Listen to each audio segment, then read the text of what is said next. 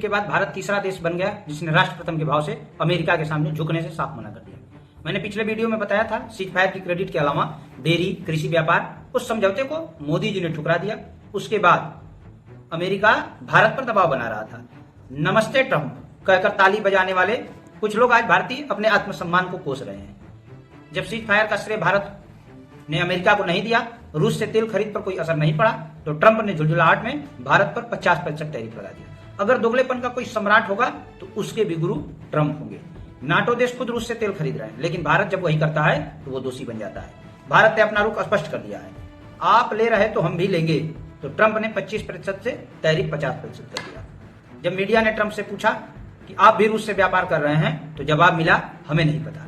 Make America great again का नारा देने वाले अमेरिका के राष्ट्रपति खुद ही भ्रमित हो गए हैं। इराक से लेकर ब्रिक्स देश, नाटो देश सभी रूस से तेल ले रहे और संसाधन भी खरीद रहे, लेकिन भारत की बढ़ती ताकत उन्हें खटक रही। भारत पर दबाव बनाना चाहते हैं, लेकिन क्या 140 करोड़ की आबादी वाले देश से ट्रंप दुश्मनी मोल ले सकते हैं? हिंदुस्तान टाइम्स के लेख के अनुसार निकी हेली ने कहा, वह जो पुल भारत और अमेरिका के दोस्ती का है, ट्रंप उसे जला रहे हैं। क्या वजह है कि चीन से डरने वाला ट्रंप भारत पर भड़ास निकाल रहा है? ट्रंप ने चीन को धमकाया, तुम्हारी इकोनॉमी बर्बाद कर दूंगा। चीन ने कहा, जो उखाड़ना हो उखाड़ लो। फिर ट्रंप ने कहा, 90 दिन बाद तुम्हें ठीक करेंगे। अब वही धमकी भारत को दे रहा है। भारत ने भी कह दिया है, जितनी टैरिफ लगानी है लगाओ, हम रूस से तेल खरीदना बंद नहीं करेंगे। ब्राजील के उस दिव्यांग राष्ट्रपति ने साफ कह दिया, हम भारत और चीन से बात करना पसंद करेंगे, अमेरिका से नहीं। हमारे प्रधानमंत्री ने ट्रंप को उसकी औकात दिखा दी, क्योंकि उसके पीछे कारण है।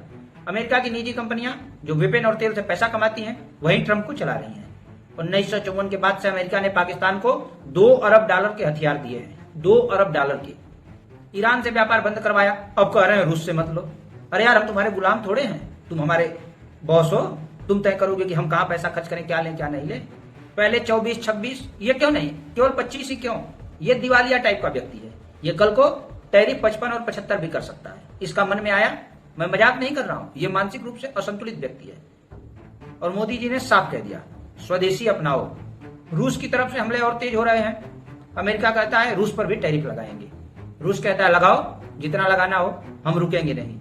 अमेरिका कहता है न्यूक्लियर साइट एक्टिव करने की बात, रूस कहता है जवाब के लिए तुम भी तैयार रहना, क्योंकि न्यूक्लियर पावर हमारे पास भी है। जब पुतिन के सामने जेलेंस्की की मीटिंग में मोदी जी ने कहा कि युद्ध से किसी का भला नहीं होता, तो जेलेंस्की द टाइम्स की मैगजीन पर अपना फोटो देख करके खुद को सुपरस्टार समझ बैठा। अब दर दर ठोकर खा रहा और भीख मांग रहा है सीज फायर की। अब भारत क्या करेगा? अभी भारत अगर ट्रंप से हथियार खरीद ले, तो यही ट्रंप न टैरिफ लगेगा न दुश्मनी, कहेगा टैरिफ तो मैं मजाक कर रहा था।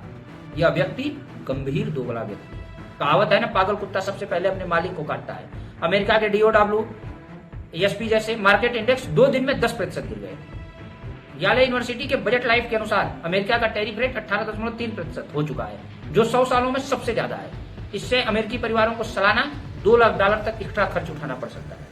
अमेरिका की GDP में 0.5% की गिरावट का अनुमान है, यानी $28 ट्रिलियन की इकोनॉमी में 11.6 लाख करोड़ डॉलर का नुकसान हो सकता है।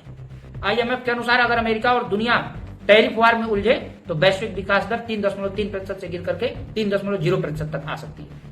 OECD के अनुसार मंदी का असर सबसे ज्यादा अमेरिका, चीन, भारत, कनाडा, इटली, आयरलैंड पर होगा। टैरिफ क्या है? एक बॉर्डर टैक्स है जो विदेशी वस्तुओं पर लगता है। इससे विदेशी सामान महंगा और घरेलू सरकार की कमाई बढ़ती है, लेकिन इसका असर पूरी दुनिया की अर्थव्यवस्था पर पड़ता है। अब भारत, चीन, रूस मिलकर के क्या अमेरिका को ठेंगा दिखा सकते हैं? हमारी नजर है। फिर मिलेंगे अगले विश्लेषण में, तब तक के लिए जय हिंद।